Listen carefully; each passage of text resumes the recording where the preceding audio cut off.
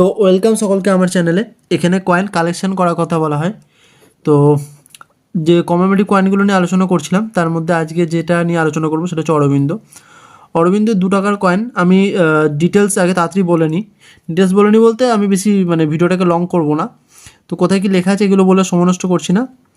আর opposite সাইডটা হচ্ছে এইটা, এগুলো সব জানো, এটা কমোমেটিভ কয়েনগুলোতে এগুলো এসেছিলো ওই রকম রিভার্স আর অভার্স।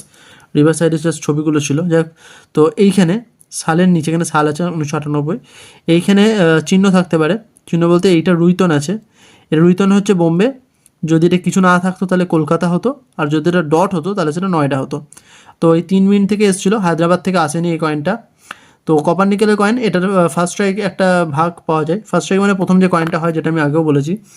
তো এই কয়েনে যে ভাগগুলো হয় অনেক ধরনের। এটা বেসিক্যালি এই কয়েনটা কলকাতা মিন্ট থেকে যেগুলো ছিল সেগুলো অতটা ক্লিয়ার বোঝা যায়নি। বাকি মিন্টেরগুলো তুলনামূলকভাবে একটু বেশি ভালো কন্ডিশনে এসেছিলো। আচ্ছা, দাম সম্পর্কে বলতে গেলে একটা কথাই বলবো যে বোম্বে, কলকাতা বা নয়ডা 3টে মিন্টের কন্ডিশনে খুব খারাপ এরকম কন্ডিশনে কত 20 টাকা মতো দাম হতে পারে। তার বেশি কেউ দেবে বলে আমার মনে হয় না, বা 20 টাকাতেও কেউ কিনবে বলে আমার জানা নেই। যাই হোক, তো এটা আমি একটা অনেকগুলো কয়েন কিনেছিলাম, সিট টিট কিনেছিলাম, তো তখন এই কয়েনটা আমি ফ্রি দিয়েছে। যাই হোক, তো এই কয়েনটা এখন ভালো কন্ডিশন বা ইউএনসি কন্ডিশনে থাকলে কীরকম দাম হতো? 200, 250, 300, 350 এরকম দাম হতো যদি ইউএনসি কন্ডিশনে হতো। কলকাতা মিন্টেরটা এই কন্ডিশনে এই কয়েনের ক্ষেত্রে বেস্ট।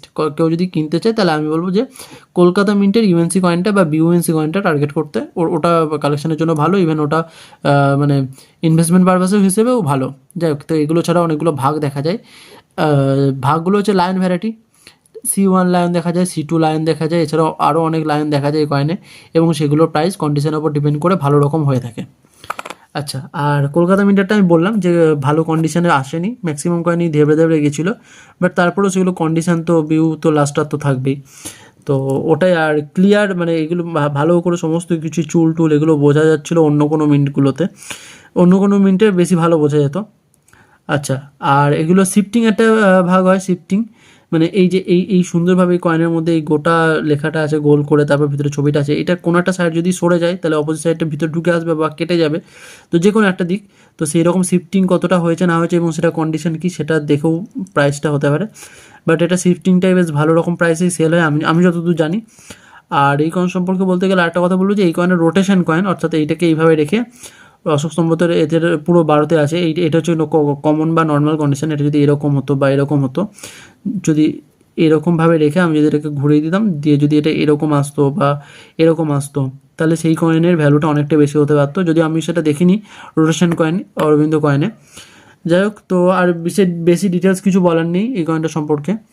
আশা করছি এই কয়েনটা অনেকের কাছে এই কালেকশানে আছে, এটা আমার কাছে ছিল না, আমি রিসেন্ট নিয়েছি ফাইন কন্ডিশনে, আমি নিয়ে একটা আমার সিটে রেখেছি। যাই হোক, তো বেশি বড় করছি না। পরের ভিডিওটা কোন কয়েনে করব সেটা আমি ভাবছিলাম। তো পরের ভিডিওটা সম্ভবত আমি এই কয়েনটা নিয়ে করব, বায়োডাইভার্সিটি। এই কয়েনটা খুব ভালো কয়েন। এই কয়েনটাও আমি এক্সিবিশন থেকে ফ্রিতেই নিয়েছি, এটা একজন আমি দিয়েছে।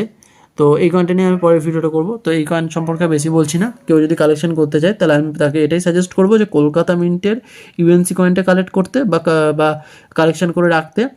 আর যদি কলকাতা মিন্ট না হয় তাহলে বোম্বে বা অন্য কোনো মিন্ট। তবে আমি বলবো ইউএনসির নিচে যাওয়াই উচিত না, কারণ তাহলে কালেকশানের ভ্যালুটা সেরকম থাকে না।